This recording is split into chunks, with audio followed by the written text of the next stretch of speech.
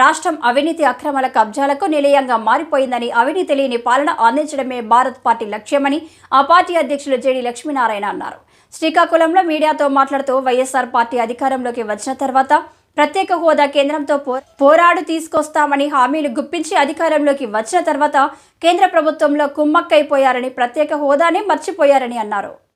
ఇచ్చిన హామీలు ఏవీ కూడా నెరవేర్చకుండా హామీలను తుంగలో తొక్కారని ప్రజలు ప్రతిఘటిస్తున్నారని, అందరూ ప్రజలకు అవసరానికి అనుగుణంగా ఈ పార్టీ పుట్టిందని ప్రజలు అభిమానించి పార్టీ అభ్యర్థులను గెలిపించాలని, నిస్వార్థమైన రాజకీయం అందిస్తామని అన్నారు.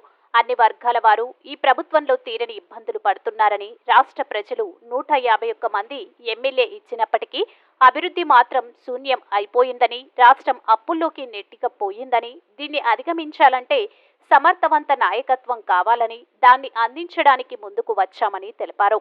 తన రాజకీయ జీవితంలో మంచి పరిపాలన అందించాలని, ప్రజలతో మమేకమై అవినీతి లేని నిస్వార్థంతో నిజాయితీతో పాలన అందించేందుకు అన్ని విధాల ప్రయత్నాలు చేస్తామని తెలిపారు. ఈ సందర్భంగా జిల్లాకు చెందిన పలువురు పార్టీలో చేరారు.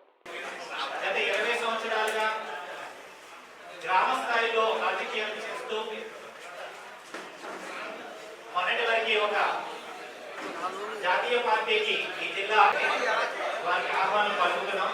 అదేవిధంగా వారిని శ్రీకాకుళం పార్లమెంట్ నియోజకవర్గం కోఆర్డినేటర్గా కూడా నియమిస్తున్నాం. వస్తున్నానని చెప్పారు. వారిని నర్సన్నపేట నియోజకవర్గ కోఆర్డినేటర్గా అపాయింట్ చేయడం జరిగింది. పాతపట్నం నియోజకవర్గం కోఆర్డినేటర్గా నియమించడం జరిగింది.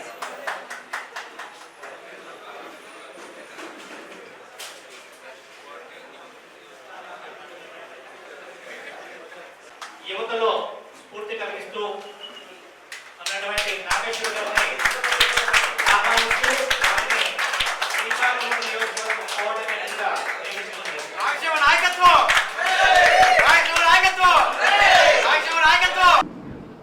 మేనిఫెస్టో రిలీజ్ కార్యక్రమం శ్రీకాకుళంలో ఇప్పుడే జరిగింది.